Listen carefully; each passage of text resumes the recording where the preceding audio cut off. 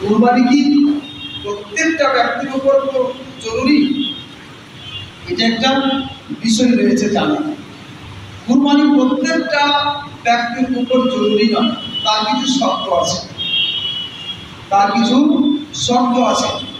ফিকহ শাস্ত্রের কিতাবাদিতে দেখবেন তাদের 4টি শর্ত বর্ণনা করা হয়েছে। 4টি শর্তের মধ্যে একটি শর্ত হচ্ছে মুসলমান হওয়া। তাকে মুসলমান হওয়া লাগবে। যদি ইসলাম না নিয়ে আসে তাহলে সেই ব্যক্তিদের উপর কুরবানি জরুরি নয়। মানে ইসলাম গ্রহণ করেই কিন্তু ইসলামের আইন তার উপর কি প্রয়োগ নাই। তো মুসলমান হওয়া, ইসলাম মানে মুসলমান হওয়া তাকে লাগবে।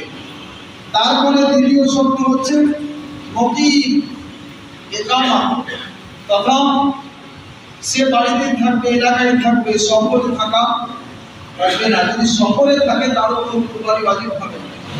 এখানে বোঝানো হচ্ছে কি? এখানে বোঝানো হচ্ছে যে স্থায়ী হতে হবে, তথা সফরে হলে তার উপর কুরবানি ওয়াজিব হবে না।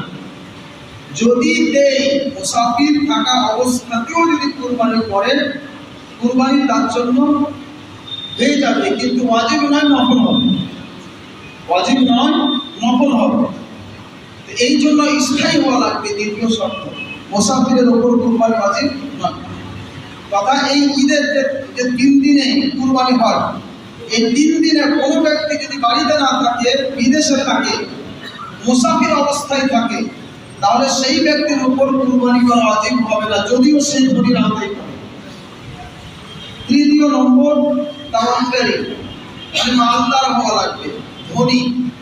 শরীয়তের ধনী ওই ব্যক্তিকে বলা হয় যে ব্যক্তি হয় যাকে মালিকের হিসাব বলা হয়, যার কাছে 52 তোলা, যার কাছে 52 তোলা চাঁদি থাকবে, ওই ব্যক্তির তবে মালিকের হিসাব।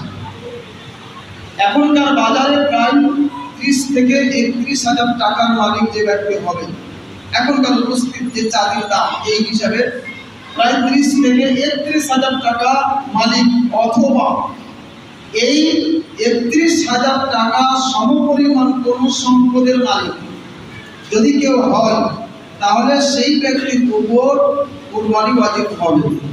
এটা কখন লাগবে?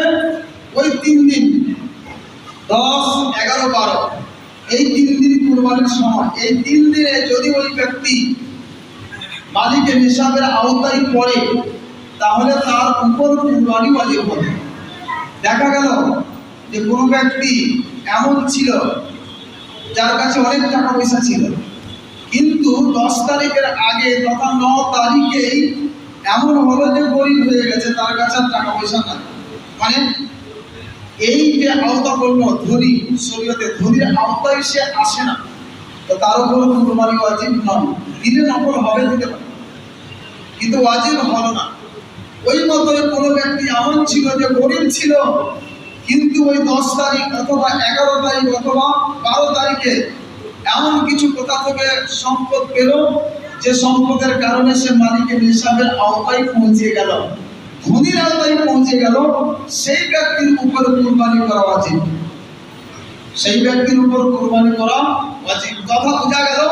ওই 3 দিন, 10, 11 এবং 12, এই 3 দিন দেখতে হবে। এই 3 দিনে যে ব্যক্তি ধনী আছে, ওই ব্যক্তির উপর কুরবানি ওয়াজিব। যে ব্যক্তি ধনীর আওতায় পড়ে না, তার উপর কুরবানি ওয়াজিব নয়। কুরবানি দিলে নফল হবে, ওয়াজিব যেহেতু নাই, সমস্যা নাই, গুনাহগার হবে না এরকম ব্যক্তি। তাহলে মালদার হওয়া লাগবে। বুঝা গেল? সকলের উপর কুরবানি ওয়াজিব নয়, যারাই ধনীর আওতায় পড়বে তারই উপর ওয়াজিব।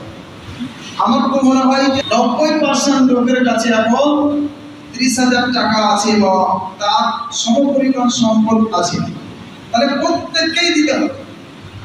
এখানে একটা কথা আরো বলে দিই, যারা নাবালক অথবা নাবালিকা, তাদের উপর কুরবানি ওয়াজিব নয়। তার কাছে যদিও লক্ষ টাকা থাকে, যদিও ধনীর আওতায় পড়ে, তবুও তার উপর কুরবানি ওয়াজিব হবে না। ওকে সাবালক অথবা সাবালিকা বলা লাগবে। আর একটি শর্ত হচ্ছে কি, হুররিয়া, গোলামের উপর কুরবানি ওয়াজিব হয় না। তো নিজেই গোলাম, কুরবানি কি আর অগ্র হবে?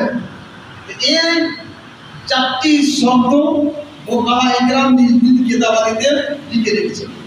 তাহলে এই চারটি শব্দের মধ্যে শেষ যেটা শব্দ হুররিয়াত, মানে আজাদি, এই আজাদ হতে হবে। তার মানে গোলামের উপর কুরবানি